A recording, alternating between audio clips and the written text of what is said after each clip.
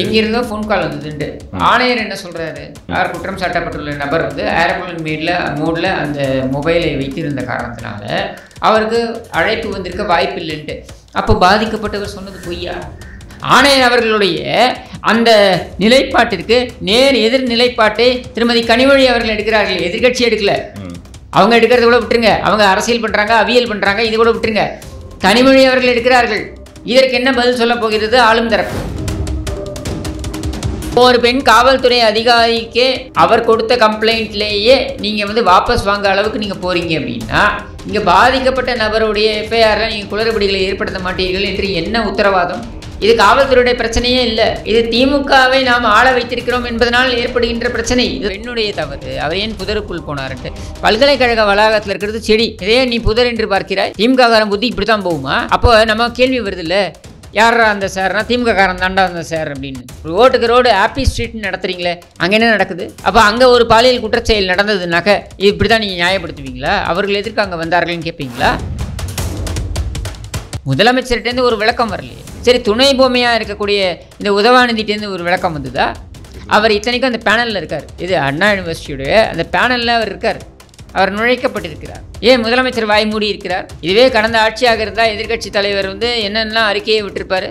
முதலமைச்சர் பதில் சொல்ல வேண்டும். பேய் அரசாண்டால் பிணந்தெல்லும் சாத்திரங்கள் என்றெல்லாம் பேசியிருப்பார்கள் இல்லை? நான் கேட்குறேன், இங்கே பேய் அரசாண்டால் அல்லது ஸ்டாலின் அரசாண்டால் ரெண்டும் ஒன்று தான். ஸ்டாலின் அரசாண்டால் பாலியல் பலாத்காரத்தில் ஈடுபடும் உடன்பிறப்புகள் அப்படி நம்ம எடுத்துக்கலாமா? இந்த குற்றச்செயல் நடக்கவில்லை என்றாலும் கடைந்தெடுத்த அயோக்கியர்களை கொண்ட கட்சி தான் திமுக. அதில் எனக்கு ஒன்றும் மாற்று கருத்தே கிடையாது. எனக்கு எந்த சந்தேகமும் கிடையாது. இதை நான் ஆரம்பத்துலேருந்து சொல்லிட்டு இருக்கேன். பிக் பாக்கெட்லேருந்து சீரியல் ரேபிஸ்ட் வரைக்கும் மொத்தமாக சுமூகமாக எந்த பிரச்சனையும் இல்லாமல் லாவகமாக இயங்கக்கூடிய ஒரு கூடாரம் என்றால் அது திமுக தான். எல்லாருக்கும் வணக்கம். அண்ணா பல்கலைக்கழக மாணவி வழக்கு தொடர்பான விவாதங்கள் மற்றும் அவருக்கு நீதி கிடைக்க வேண்டும் என்பதற்கான போராட்டங்கள் நேற்றிலிருந்து ரொம்ப தீவிரமாக தமிழ்நாட்டில் போயிட்டு இருக்குது. இது குறித்து மேலும் சில தகவல்களை நம்முடன் பகிர்ந்து கொள்வதற்காக நம்முடைய வலையொலிக்கு வருகை புரிந்திருக்கிறார் கிஷோர் கே சுவாமி அவர்கள். வணக்கம் சார்.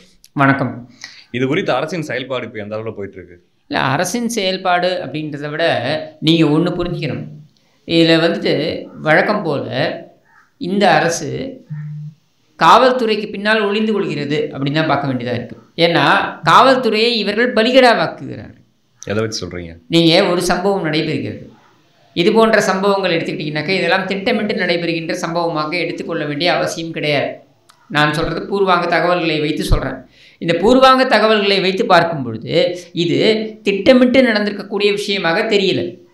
எதேச்சியாக அங்கே ஒரு சம்பவம் நடைபெற்றிருக்கிறது. அந்த சம்பவம் பின்னர் காவல்துறையுடைய கவனத்திற்கு சென்றிருக்கிறது. இப்போது 8 கோடி மக்கள், 7.5 கோடி மக்கள்லேருந்து 8 கோடி மக்கள்னு வச்சுப்போமே. இந்த 7.5லேருந்து 8 கோடி மக்கள் தொகை கொண்டிருக்கின்ற இந்த மாநிலத்தில் நீங்கள் ஒவ்வொருவர் பின்னாலும் ஒரு காவல்துறை அதிகாரியை வைக்க முடியுமான்னா வைக்க முடியாது. அப்போது காவல்துறை ஒரு அனுமானத்தின் அடிப்படையில் தான் செயல்பட முடியும். அப்போ அனுமானங்கள் எப்படி ஏற்படும்? இப்போ உதாரணத்திற்கு ஒரு சட்டம் ஒழுங்கு பிரச்சனை வருவது போல இருக்கிறது அப்படின்னு சில சமிக்ஞைகள் வரும். இந்த சமிக்ஞைகளின் அடிப்படையில் காவல்துறை சில நடவடிக்கைகளை எடுக்கும். சரியா? முன்னெச்சரிக்கை நடவடிக்கையாக சில பேரை கைது பண்ணும். இதையெல்லாம் நடக்கும். ஆனால் இது மாதிரியான சம்பவங்கள், இப்போ ஆத்திரத்தில் ஒரு பிரச்சனை நடக்குது, இல்லை ஒரு பாலியல் பலாத்காரம் அப்படின்ற ஒரு குற்றச்செயல் நடக்குது, இது மாதிரியான விஷயங்கள் திட்டமிட்டு நடக்கவில்லை என்றால் இதை காவல்துறையால் அனுமானிக்க முடியாது. அப்படி இருக்கக்கூடிய ஒரு விஷயமாக தான் இதை நான் பார்க்குறேன். இப்போது காவல்துறையுடைய தகவல் போகுது, காவல்துறையுடைய கைகள் கட்டப்பட்டிருக்கின்றனவா அப்படின்றது தான் நம்மளுடைய சந்தேகம் எழுது. ஏன் அப்படின்னா பல்வேறு விஷயங்களை நம்ம இதில் சொல்லலாம். ஒன்று, இது வந்து அட்டானமஸாக இயங்கக்கூடிய ஒரு கல்லூரி பல்கலைக்கழக வளாகம், 280 ஏக்கர். சரியா? இங்கே வந்து இந்த குற்றச்செயல் நடந்ததாக சொல்லப்படுகின்ற இடம் இருக்குது பாருங்கள்.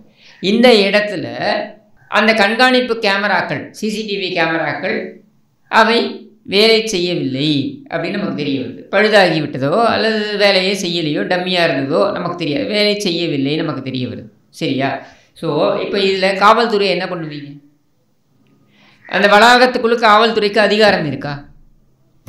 இல்லை. அப்படின்னும் பொழுது இந்த வளாகத்திற்குள்ள செக்யூரிட்டியை என்ஃபோர்ஸ் பண்ண வேண்டியது அல்லது அதை பாதுகாக்க வேண்டிய பொறுப்பு யார்கிட்ட இருக்குது? கல்லூரியோடைய நிர்வாகத்திடம் இருக்குது இல்லையா? இப்போ அந்த கல்லூரி நிர்வாகத்திற்கு துணை ஆணையர் வைஸ் சான்சலர் நியமிக்கப்பட்டிருக்கிறார்? இல்லை. அப்போ ஆணையர் தான். யார் அது? நம்ம மேதகு ஆளுநர். அப்போது இதை யார் மேலே குற்றம் சாட்டுவீங்க? ஒன்று. ரெண்டாவது, குற்றம் சாட்டப்பட்டுள்ள நபர், அதாவது காவல்துறையிட்ட இந்த தகவல் போகுது, கம்ப்ளைண்ட் போகுது, உடனே அவங்க விசாரிக்கிறாங்க. விசாரணையின் அடிப்படையில் ஒரு 5 மணி நேரம் 6 மணி நேரம் இல்லை சில மணி நேரங்கள்லன்னு வச்சுப்போமே, நீ எத்தனை மணி நேரம்ன்றது விவாதத்திற்கு உட்பட்டது. சில மணி நேரங்களில் ஒரு நபரை இவர்கள் பிடித்து விடுகிறார்கள். அந்த நபரை விசாரித்ததன் அடிப்படையில் அவருடைய மொபைல் ஃபோனிலிருந்து இருக்கக்கூடிய தகவல்களின் அடிப்படையில் காவல்துறை ஊர்ஜிதப்படுத்துகிறது, இவர்தான் இந்த குற்றத்தை செய்திருக்கிறார் என்று ஊர்ஜிதப்படுத்துகிறது. சரியா? இதுக்கு இடையில் நடந்த பிரச்சனை என்ன? இதுக்கு இடையில் எஃப்ஐஆர் வெளியிடப்பட்டது. எஃப்ஐஆர், அதாவது எஃப்ஐஆர் என்பது என்ன? எஃப்ஐஆர் என்பது முதல் தகவல் அறிக்கை. ஒரு சம்பவம் நடந்திருக்கிறது, நடைபெற்றிருக்கிறதுன்னு வைங்க.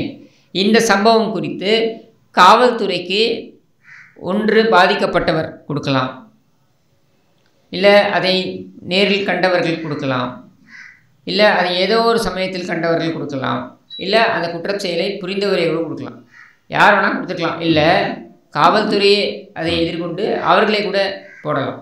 சுயமோட்டோ எஃப்ஐஆர்னு சொல்லுவாங்க, தானாக முன் வந்து எஃப்ஐஆர் போடுது அப்படின்ட்டு. இப்படி எந்த வகையிலும் பார்த்திங்கனாக்க அவர்கள் பார்க்கின்ற முதலில் அவர்கள் புரிந்து கொண்ட விஷயத்தை தகவலாக பதிவு செய்வது தான் முதல் தகவல் அறிக்கை. அது குற்றப்பத்திரிகை கிடையாது, அது குற்றம் நடந்ததாக ஊர்ஜிதப்படுத்துகின்ற விஷயமும் கிடையாது. சம்பவம் எப்பொழுது நடந்தது, எப்படி நடந்திருக்கலாம் அப்படின்னு தகவல்கள் தான். சரியா? இந்த தகவல் அடிப்படையில் தான் விசாரணை முன்னெடுக்கப்படும். அப்படின்னும் பொழுது இந்த தகவல்கள் என்ன சொல்கின்றன அப்படின்றதை எடுத்து பாருங்கள். இந்த தகவல்கள் என்ன சொல்கின்றன என்பதற்கு முன்னால் இதுக்குள்ளே நம்ம ரொம்ப டீப்பாக போக வேண்டாம். ஏன்னா இது ஒரு பெண் சம்மந்தப்பட்டது, அதுவும் ஒரு பாலியல் வன்புணர்வுக்கோ அல்லது பலாத்காரத்திற்கோ ஆட்படுத்தப்பட்டிருக்கின்ற ஒரு நபர் சம்மந்தப்பட்டது அப்படின்றதுனால நம்ம ரொம்ப டீட்டெயில்ஸ்குள்ளே போக வேண்டாம். அது சரியும் கிடையாது, முறையும் கிடையாது, நம்ம போக மாட்டோம். இல்லை எஃப்ஐஆர் குறித்து விவாதிக்கிறதுங்கிறது அதுதான் சொல்கிறேன். நம்ம எஃப்ஐஆர் குறித்து விவாதிக்கிறதும் கிடையாது. எஃப்ஐஆரில் இருக்கக்கூடிய தகவல்கள், அந்த தகவல்களை எடுத்து வைத்து நம்ம பேசுவது அப்படின்றது, முழுமையாக பேசுவது என்பது சரியாக இருக்காது. பட் எஃப்ஐஆரில் இருக்கக்கூடிய சில தகவல்களை நம்ம எடுத்து விவாதிக்கலாம், அது தப்பு கிடையாது. ஆணையர் சொன்னது என்னென்னா, இந்த எஃப்ஐஆரை முன்வைத்து பேசுவது தான் தவறு அப்படின்னு சொல்லியிருக்காரு. இந்த எஃப்ஐஆர் எப்படி கசிந்தது வெளியில்? இதுதான் பிரதான கேள்வி. இதற்கு ஆணையர் சொல்லக்கூடிய அந்த விளக்கம் என்ன அப்படின்னா, 2 வழிமுறைகள் தான் இருக்கலாம் இது கசிவதற்கு.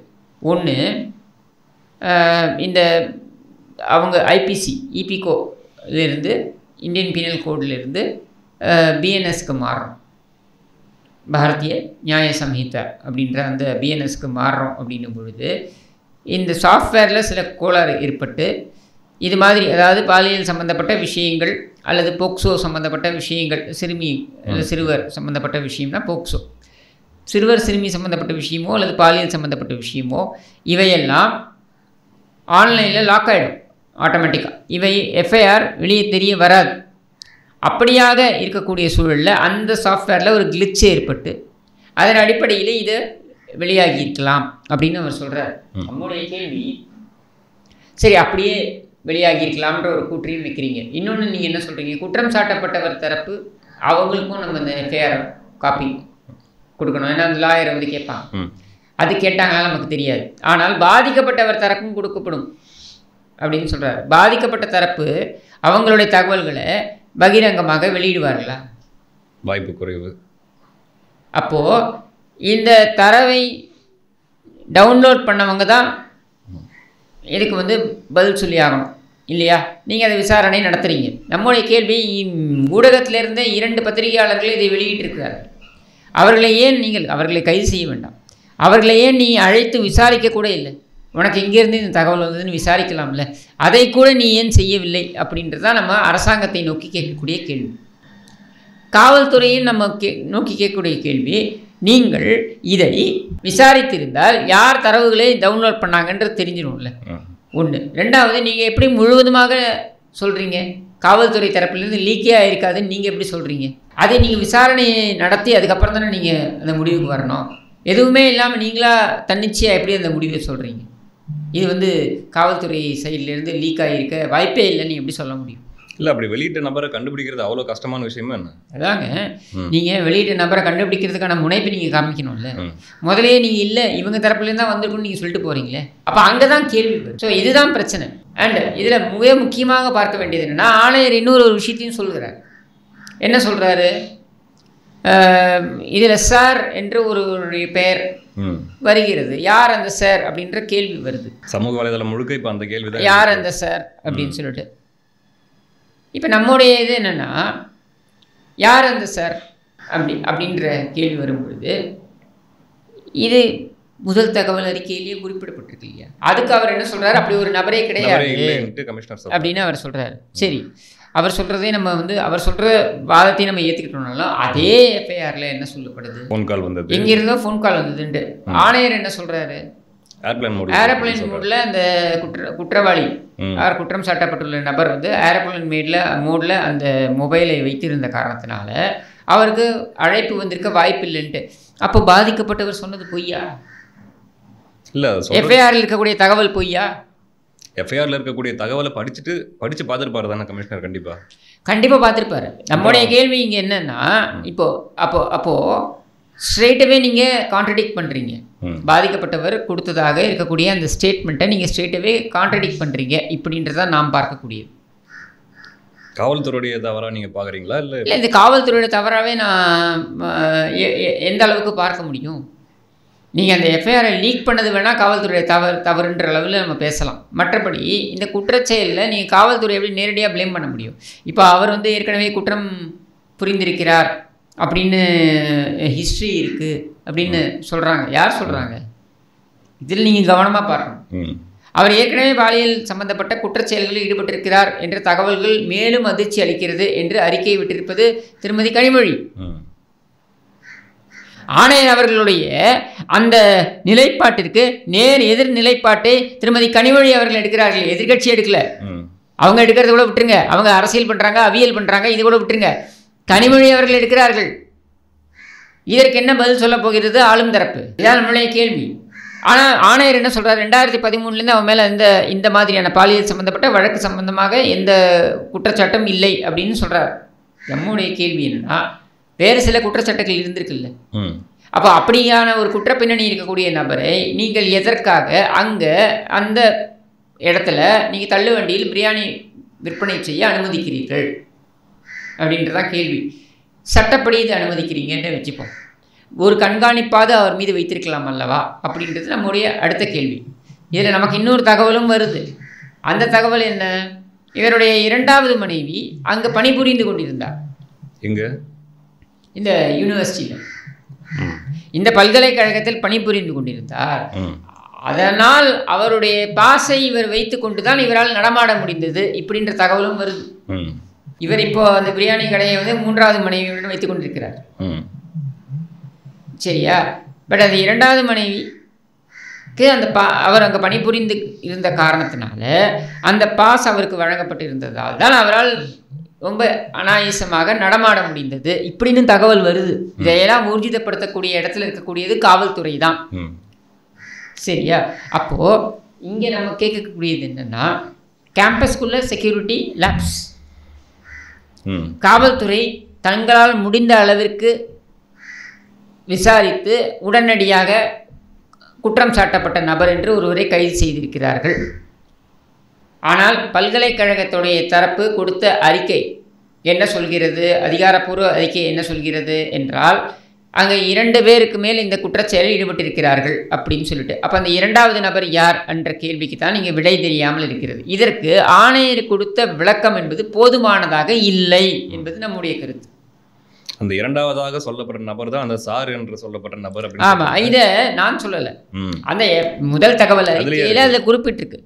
ப்ளஸ் ஆணையர் என்ன சொல்கிறாருன்னா, அவங்க ஏரோப்ளைன் மோடில் போட்டிருந்தாருன்ட்டு. ஏரோப்ளைன் மோடில் அந்த நபர் போட்டிருந்தான்னா இவங்களுடைய கூற்றுப்படி எப்படி அந்த கால் வந்திருக்கும்? இல்லை, அப்போ 2 மொபைல் வச்சுருந்தானா அவன்? ஒரு மொபைலை மட்டும் தான் நீங்கள் கைப்பற்றினீங்களா இப்படின்ற கேள்வியும் வருது இல்லை? நிச்சயமா. அதே போல் அந்த தகவல் அறிக்கையும் கமிஷனர் கண்டிப்பாக படித்து பார்த்துருப்பாரு. படித்து பார்த்ததுக்கு அப்புறமும் ஏன் இப்படி ஒரு முரணான விளக்கத்தை அவர் கொடுக்கும்? அதுதான் எனக்கு புரியலை. அதாவது நான் ஆணையர் அவர்களை முழுமையாக குறை சொல்லலை, நான் அவரை பிளேமும் பண்ணலை. நான் கேட்பதெல்லாம் வந்து அவருடைய பேட்டியிலிருந்தே சில கேள்விகளை தான் நான் கேட்குறேன். இல்லை, காரணம் என்னவா இருக்க முடியும்னு நீங்கள் நினைக்கிறீங்க? இதுக்கு காவல்துறை என்னங்க பண்ணும்? அவங்களுடைய கடமையை செய்யுதாங்க, அவங்க செய்வாங்க. அவங்களுக்கு இடர்பாடுகளை வெளியிலேருந்து கொடுக்கறது தான் பிரச்சனையே. சரியா? யார் அந்த ஆளும் தரப்பு தான். இந்த நபர் வந்து ஆளும் தரப்புடன் நெருக்கமாக இருக்கிறார் என்பதற்கு போதுமான ஆதாரங்கள் பொதுவெளியில் இருக்கின்றன. இதை இவர்கள் மறுத்தாலும் கூட, அவர் அடிப்படை உறுப்பினரே இல்லை என்று மறுத்தாலும் கூட, அவர் திமுக மேடைகளில் தோன்றுகிறார். பல புகைப்படங்கள் இருக்கு, நிறைய இருக்கு, ஏகப்பட்ட புகைப்படங்கள். திமுக விழாக்களில் பங்கேற்றிருக்கிறார், அதற்கான புகைப்படங்களும் இருக்கின்றன.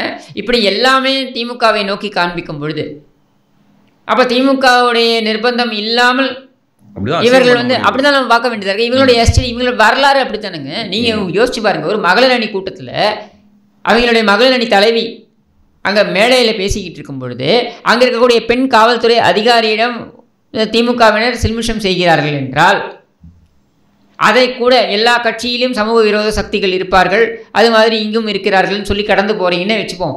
அந்த காவல்துறை அதிகாரி அதுக்கப்புறம், இந்த சம்பவம் நடந்ததுக்கு அப்புறம் நடக்கிறதெல்லாம் பாருங்கள், அந்த காவல்துறை அதிகாரி தான் அளித்த புகாரை வாபஸ் பெற வேண்டும் என்று நிர்பந்தம் வழங்கப்படாமல் அவர் ஏன் வாபஸ் பெறப்போகிறார்?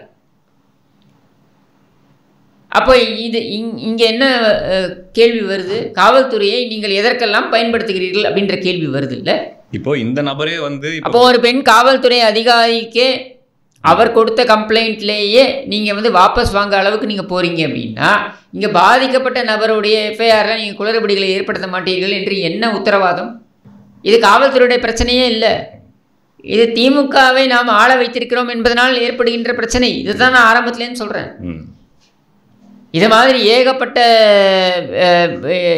உதாரணங்களை என்னால் கொடுக்க முடியும். இந்த மாதிரியான விஷயத்துக்கு காவல்துறையை குற்றம் சாட்டுவதில் எந்த பயனும் இல்லைங்கிறீங்க? எந்த பயனும் இல்லைன்றதை விட, காவல்துறையை இது மாதிரி செயல்படாத வண்ணம், அதாவது அவங்க துரிதமாக செயல்படக்கூடியவர்கள். இப்போ நீங்கள் யோசிச்சு பாருங்க, சிசிடிவி கேமராவுடைய பிக்சர்ஸ் இல்லை, இதெல்லாம் இல்லாமலேயே அனுமானத்தின் அடிப்படையில் டக்குன்னு தூக்கினாங்கல்ல, ஒரு 4 மணி நேரத்துலையோ 5 மணி நேரத்தில் தூக்கினாங்க இல்லையா? இது காவல்துறையுடைய திறமை. ஆனால் இந்த திறமை மிக்க காவல்துறையை நிர்பந்திக்கக்கூடிய இடத்துல ஆளுவோர்கள் இருக்கிறார்கள் அப்படின்றத நாம சொல்லக்கூடியது. இப்போ அந்த நபர், கைது செய்யப்பட்ட நபர் தான் வந்து குற்றவாளி அப்படின்ட்டு அந்த பாதிக்கப்பட்ட பெண் மூலமாக உறுதி செய்யப்பட்டதாக சொல்லப்படுகிறது. அது மட்டும் இல்லாமல் அந்த கைபேசியிலிருந்து அழிக்கப்பட்டிருக்கிறது நிறைய வீடியோஸ், வந்து நம்ம திருப்பி எடுக்க முடியும். அதை வந்து ஃபாரன்சிக்கில் எடுத்ததாக சொல்லப்படுகிறது. இதெல்லாம் நமக்கு வந்து இதெல்லாம் வந்து குற்றப்பத்திரிகையில் வரும்போது தான் நமக்கு தெரியும். இன்றைக்கி நம்ம பேசுகிறது எல்லாமே விஷயங்கள் தான், இது இப்படி அது அப்படின்னு நம்ம பேசிகிட்டே போகலாம். இன்னும் நிறைய தகவல்கள் கூட வருகின்றன. ஏற்கனவே பல பேரிடம் அங்கே அப்படி நடந்து கொண்டிருக்கிறார், இப்படிலாம் கூட தகவல்கள் வருகின்றன. இதெல்லாம் வந்து நம்ம வந்து சொல் கேள்வி தான். இப்போ தொடர்ச்சியாக நடந்துட்டு இருக்கிற விஷயங்களை பார்க்கும்போது, ஒரு பக்கம் காவல்துறை வந்து முன்னுக்கு பின் முரணான ஒரு விளக்கங்கள் கொடுக்குறாங்க. இன்னொரு பக்கம் பார்த்தீங்கன்னா, போனது அதிமுக ஆட்சியில் இதே மாதிரி சம்பவங்கள் நடக்கும்போது பயங்கரமாக போராடின போராளிகள், அதாவது கம்யூனிஸ்ட் இயக்கங்களாக இருக்கட்டும் அல்லது திமுக கூட்டணி கட்சிகளாக இருக்கட்டும், இந்த போராளிகள் இவங்க எல்லாருமே அந்த சமயத்தில் என்னதான் இது வந்து ஒரு தனிநபர் பிரச்சனை அல்லது ஒரு பெண் பாதிக்கப்பட்டிருக்கிறாங்க, இந்த மாதிரி சம்பவம் என்னவா இருந்தாலும் நேரடி குற்றச்சாட்டு அவங்க அரசின் மீது தான் வச்சாங்க. இது அரசோட தவறு அப்படின்ட்டு முழுக்க அதிமுகவை குறை சொன்னாங்க. அதே போராளிகள் இப்போ என்ன மாதிரி விளக்கம் கொடுத்துட்டு இருக்காங்க? துவாரங்களையும் மூடிக்கொண்டிருக்கிறார்கள். அப்படி மட்டும் இல்லை, அப்படி இருந்தது கூட ரெண்டாவது விஷயம், டிவி விவாதங்களில் பார்க்கும்போது இது அந்த பெண்ணுடைய தவறு. அந்த பெண் அது திமுகவினர் வந்து எனக்கு ரொம்ப ஷாக்காக இருந்தது. ஒரு திமுக பேச்சாளர் கலைராஜன் அண்ணன் நினைக்கிறேன், அவர் வந்து இதை பேசுகிறாருன்றதே எனக்கு ரொம்ப ஷாக்காக இருந்தது. அதாவது அந்த பெண்ணுடைய தவறு, அவர் ஏன் புதருக்குள் போனார்ன்ட்டு. பல்கலைக்கழக வளாகத்தில் இருக்கிறது செடி, இதையே நீ புதர் என்று பார்க்கிறாய்? திமுககாரன் புத்தி இப்படி தான் போகுமா? அப்போ நம்ம கேள்வி வருது இல்லை, யாரா அந்த சார்னா திமுககாரன் தாண்டா அந்த சார் அப்படின்னு. நீங்கள் அந்த பெண் ஏன் சென்றாள் என்றால் என்ன கேள்வி இது? இதில் ஒருத்தர் பேசுறாரு, அவர்கள் என்ன சிறைச்சாலையிலையா இருக்கிறார்கள்? ஒரு பரஸ்பரம் ஒரு ஆண் நண்பருடன் ஒரு பெண் பேசிக்கொள்வதோ உறவாடி கொள்வதோ இது ஒரு ஒரு விஷயமா நீங்கள் பேசுகிறீங்களா? இல்லை, அதாவது அது அவங்க சொல்கிறபடி இது பாதுகாப்பு. நீங்கள் தெருவுக்கு நீங்கள் ரோட்டுக்கு ரோடு ஹாப்பி ஸ்ட்ரீட்னு நடத்துகிறீங்களே, அங்கே என்ன நடக்குது? அப்போ அங்கே ஒரு பாலியல் குற்றச்செயல் நடந்ததுனாக்க இப்படி தான் நீங்கள் நியாயப்படுத்துவீங்களா? அவர்கள் எதற்கு அங்கே வந்தார்கள்னு கேட்பீங்களா? இதில் மாலை முரசு விவாதத்தில் ஒரு வழக்கறிஞர் அன்புமணி அப்படின்ற ஒருத்தர் என்ன சொல்கிறாருன்னா, இப்படி நடந்தது அந்த பெண் செய்த தவறுக்கு கிடைக்கப்பட்ட தண்டனை அப்படிங்கிறாரு. இது எப்படி? அதுதான் சொல்கிறேன். அதாவது இவர்களுக்கு தோதாக இருந்தால் இவர்கள் எதை வேண்டுமானாலும் வைத்து அரசியல் செய்வார்கள். ஆனால் யாரோ வீட்டு பெண்ணு தானே, நாம் இப்படி அடிச்சுக்கட்டு பேசுவோம். சுற்றி சுற்றி சுற்றி அந்த பெண்ணுடைய தவறு இல்லை, இப்படி நடந்துடக்கூடாது அப்படின்ற மாதிரி இப்படியான விளக்கங்களை தான் கொடுக்குறாங்களே தவிர அரசின் மீது ஒரு குற்றச்சாட்டு இதுவரையில் முதலமைச்சரிடமிருந்து ஒரு விளக்கம் வரலையே. முதலமைச்சர்கிட்டேருந்து ஒரு விளக்கம் வரலையே. சரி, துணை பொம்மையாக இருக்கக்கூடிய இந்த உதவாநிதிட்டேருந்து ஒரு விளக்கம் வந்ததா? அவர் இத்தனைக்கும் அந்த பேனலில் இருக்கார். இது அண்ணா யூனிவர்சிட்டியுடைய அந்த பேனலில் அவர் இருக்கார். அவர் நுழைக்கப்பட்டிருக்கிறார். அமைச்சர் செழியன் அவர்கள் பேசுகிறாரு, அமைச்சர் ரகுபதி அவர்கள் பேசுகிறார். ஏன் இவர் பேச மாட்டாரா? மவுண்ட் ரோடில் தண்ணி வடிஞ்சிருச்சா இல்லையான்றதுக்கு மட்டும் பேட்டி கொடுக்குறாரே வந்து உதவாநிதி, இதுக்கு பேச மாட்டாரா? ஏன் முதலமைச்சர் வாய் மூடி இருக்கிறார்? இதுவே கடந்த ஆட்சியாக இருந்தால் எதிர்க்கட்சி தலைவர் வந்து என்னென்னலாம் அறிக்கையை விட்டிருப்பார். முதலமைச்சர் பதில் சொல்ல வேண்டும், பேய் அரசாண்டால் பிணந்தெல்லும் சாத்திரங்கள் என்றெல்லாம் பேசியிருப்பார்கள். இல்லை, நான் கேட்குறேன், இங்கே பேய் அரசாண்டால் அல்லது ஸ்டாலின் அரசாண்டால் ரெண்டும் ஒன்று தான். ஸ்டாலின் அரசாண்டால் பாலியல் பலாத்காரத்தில் ஈடுபடும் உடன்பிறப்புகள் அப்படி நம்ம எடுத்துக்கலாமா? அதாவது இப்படி ஒரு சம்பவம் நடந்ததுன்றது முன்கூட்டியே யாருமே கணிச்சு போய் தடுக்க முடியாது. ஆனா இப்படி நடந்ததுக்கு அப்புறம் நான் எந்த நேரடியா யாரையுமே பொறுப்புன்னு நான் இதுக்கு சொல்லலைங்க. நான் கேட்கிற சம்பவம் நடந்ததுக்கு அப்புறம் அதுக்கப்புறம் எடுக்கப்பட்ட நடவடிக்கைகள், உங்களுடைய நடவடிக்கைகள் என்ன மாதிரியான ஒரு எண்ண ஓட்டத்தை மக்கள் மத்தியில் கொண்டு போய் சேர்க்கிறது அப்படின்றதான் கேள்வி. சரியா? நான் தான் நேரடியாக சொல்கிறேனே, காவல்துறை இதை விட துரிதமாக செயல்பட்டிருக்க முடியாது. ஆனால் அப்படி துரிதமாக செயல்பட்ட காவல்துறையை கூட சில நிர்பந்தங்களின் அடிப்படையில் இது மாதிரி முன்னுக்கு பின் முரணான தகவல்களை கொடுக்க ஒரு அழுத்தம் வருகிறதோ, அந்த நிர்பந்தம் வருகிறதோ அப்படின்றதான் என்னுடைய கேள்வி. இல்லை, இது சாதாரணமாக இப்போ இது பெரிய அரசியல் பார்வையெல்லாம் பார்க்க தேவையில்லை. சாதாரணமாக பார்க்குற பொதுமக்கள், ஏன்னா இந்த எஃப்ஐஆர் குறித்த தகவல்கள் வெளியே வந்துருச்சு, அப்போ எல்லாரோட கைக்கும் அது போய் சேர்ந்துருச்சு. என்னென்ன அங்கே நடந்திருக்குது அப்படிங்கிறது எல்லாரும் தெரிஞ்சுக்கிட்டாங்க. அதுவே முதல்ல தப்பு, ஆனாலும் அதை மீறி தெரிஞ்சுக்கிட்டாங்க, எல்லார் கைக்கும் போயிடுச்சு. ஆனால் இதுக்கப்புறம் காவல்துறை ஆணையர் வந்து வேற விதமான விளக்கம் கொடுக்குறாருன்னு போது சாதாரணமாக பார்க்குற மக்களே கேள்வி கேட்பாங்க, இல்லையே இதில் வேற மாதிரி இருக்கு. அவர் அந்த சாமானியருடைய கேள்வியை தான் என்னுடைய கேள்வியை நான் இங்கே வைக்கிறேன். அவங்க சொல்கிறாங்க ஃபோன் வந்துச்சுன்னு, நீங்கள் சொல்கிறீங்க ஏரோப்ளைன் மோடில் இருந்துச்சுன்னு. இது எப்படி சாத்தியம்? இப்போ மக்கள் அந்த கேள்வி கேட்கும்போது அவங்களுக்கே தெரியுது, அப்போ காவல்துறை ஏதோ ஒரு அழுத்தத்துக்கு உள்ளாகி தான் இந்த மாதிரியான அதைத்தான் சொல்கிறேன். இது பரிதாபத்திற்குரிய ஒரு விஷயம்ன்ற நான் புரியும் போது அவங்களுக்கு இப்போ இந்த அரசின் மீது என்ன நம்பிக்கை ஏற்படும்? அப்போ அதுதான் இப்போ கேள்வியே. நீங்கள் நம்ம எல்லாரும் நம்மை பார்த்து கேட்டுக்கொள்ள வேண்டிய இதுவே இதுதான், கேள்வியே தான். இந்த அரசாங்கத்தை தான் நாம் விரும்பினோமா? இவர்கள் தான் நம்மை பாதுகாக்கப் போகிறார்கள் என்ற எதிர்பார்ப்பில் இவர்களை ஆட்சியில் அமர்த்தினோமா அப்படின்ற கேள்வியை நமக்குள்ளே கேட்டுக்கணும். ஏன்னா இவர்களை பொறுத்த வரைக்கும் இவர்களுடைய ஆட்சிக்கு எந்த கேள்வியும் வந்துவிடக்கூடாது. அப்படி கேள்வி வரக்கூடிய நபர்கள், எதிர்கேள்வி கேட்கக்கூடிய நபர்கள் ஒடுக்கப்படுவார்கள். இது மாதிரியான சம்பவங்கள் நடைபெறும் பொழுது அது மழுங்கடிக்கப்படும். அதற்கு பல்வேறு யுக்திகளை கையில் எடுப்பார்கள். கடைசி வரைக்கும் இது மாதிரியான சம்பவங்களுக்கான நடைபெறாமல் இருப்பதற்கான தீர்வை நோக்கி பயணிப்போம் என்கிற ஆக்கப்பூர்வமான சிந்தனையே இவர்களுக்கு வராது. இப்போ இன்னொரு கேள்வி, சுட்டு போட்டாலும் திமுகவுக்கு அது வராது. இப்போ இன்னொரு கேள்வி ஒன்று இருக்குது. என்ன அப்படின்னா, இப்போ சார் அப்படின்ற ஒரு நபர் வந்து இந்த எஃப்ஐஆரில் இருக்குது, ஒரு நபரை பற்றின ஒரு இன்ஃபர்மேஷன் இருக்குது. அப்போது ஒரு நபர் பிடிச்சாச்சு, ஒரு குற்றவாளி பிடிச்சாச்சு. அந்த குற்றவாளி மூலமாக அந்த இன்னொரு நபரை இவ்வளவு நேரத்தில் கண்டுபிடிச்சிருக்க முடியாதா? அதுதான் நான் சொல்கிறேன். நீங்கள் முதல்ல ஆணையரே வந்து சார் ஒரு நபரே இல்லைன்றாரு. நீங்கள் அப்படி ஒன்று இல்லவே இல்லைன்னு நீங்கள் சொல்லிட்டீங்கன்னா அப்போ அதுக்கு விசாரணைக்கான ஒரு அவசியமே இல்லாமல் போயிடுது. ப்ளஸ் இந்த எஃப்ஐஆரே வந்து இதில் இருக்கக்கூடிய தகவல் பொய்ன்னு ஆகிடுது. அப்போ ஆணையர் அது மறுக்கிறாரா? இதான் நம்மளுடைய கேள்வி. நியாயமான கேள்விகள் தானே இது. கண்டிப்பாக ஏதாவது ஒரு அநியாயமான கேள்விகள் இருக்கா? அதாவது ஒருவேளை அந்த எஃப்ஐஆர் தகவல் இப்போ நீங்கள் யோசிச்சு பாருங்க, இந்த எஃப்ஐஆர் வெளியே வராமல் இருந்தால் கேட்க வந்தேன், வராமல் இருந்தால் யாரும் இந்த கேள்வி கேட்க போகிறது சரியா? இப்போ வராமல் இருந்திருந்தால் ஆணையர் சொல்வதுதான் உண்மை என்று எல்லாரும் கடந்து போயிருப்பார்கள். நிச்சயமா. அப்போது இந்த எஃப்ஐஆர் வெளியே வந்து சட்டப்படி குற்றம் என்றாலும் ஒரு வகையில் அது செய்துள்ள ஒரே ஒரு விஷயம் என்னன்னா, குறைந்தபட்சம் இந்த கேள்விகளை இவர்களை நோக்கி கேட்க வைக்கிறது. அந்த இன்னொரு நபர் யார்? அப்போ இன்னொரு நபரை பிடிக்க முடியல அப்படின்னா, அல்லது ஏதோ ஒரு சூழ்நிலையால பிடிக்க முடியல அப்படின்னா, அந்த நபர் அவ்வளோ ஒரு அரசுக்கு நெருக்கமான அல்லது ஆளுங்கட்சிக்கு நெருக்கமான இவனே அரசுக்கு நெருக்கமாக ஏங்க தள்ளுவண்டி பிரியாணி கடை வச்சுக்கிட்டு இவன் துணை முதலமைச்சர் வரைக்கும் போய் இவன் ஃபோட்டோ எடுத்துக்கிட்டு இவன் வந்து அங்கே அக்கம் பக்கத்தில் அங்கே இருக்கக்கூடிய ஆட்களில் விசாரிக்கும் பொழுது அவர்கள் சொல்லக்கூடியது இவன் நிறைய கிரிமினல் வேலையை சொல்லிட்டு திரிவான்னு சொல்கிறாங்க. நேற்றுக்கு இன்னும் ஒரு வீடியோ வெளியிட்டிருக்காங்க. இப்போ ஒரு வாரம் முன்னாடி அங்கே ஒரு தகராறில் ஈடுபட்டிருக்கான். அங்கே ஏதோ கார் பார்க்கிங் சம்மந்தமாக ஒரு தகராறில் ஈடுபட்டிருக்கான்னு. அப்போது is been public nuisance for quite some time. சரியா? இது மாதிரியான பப்ளிக் நியூசன்ஸை எல்லாம் நீங்கள் எப்படி உங்களுக்கு அருகில் அனுமதிக்கிறீங்க? அப்போது இதுக்கு என்ன சொல்லுவாங்கன்னா, யார் வேணாலும் வந்து ஃபோட்டோ எடுத்துப்பாங்க, அதெல்லாம் வந்து காரணம் சொல்ல முடியுமான்னு. ஓகே, உள்ளபடியே ஏற்றுக்கிறேன். ஆனால் உங்களுடைய கட்சியுடைய விழா மேடைகளில் இருக்கானே அவன், நிகழ்ச்சி மேடைகளில் இருக்கானே அவன், அப்போ அதை என்னென்னு சொல்லுவீங்க? அப்போ இது மூலமாக நம்ம எப்படி புரிஞ்சிக்கலாம் அப்படின்னா, பார்க்குற சாதாரண மக்களுக்கு எப்படி புரியும்னா, இப்போ அந்த இன்னொரு நபர் அது உறுதிப்படுத்தப்பட்டது தான். அப்போ அந்த நபர் வந்து தப்பிக்க விடப்படுற ஒருவேளை இன்னும் எந்த முடிவுக்கு வரல, கேஸ் இன்னும் போயிட்டு தான் இருக்கு. அது விசாரணை இறுதியில் நமக்கு தெரிய வரும். அது நம்ம முழுமையாக நம்ம காவல்துறையை நம்புவோம். ஆனால் காவல்துறை இப்படி முன்னுக்கு பின் முரணாக பேசுவது தான் நம்ம விந்தையாக இருக்கிறதுன்னு நான் சொல்கிறேன்.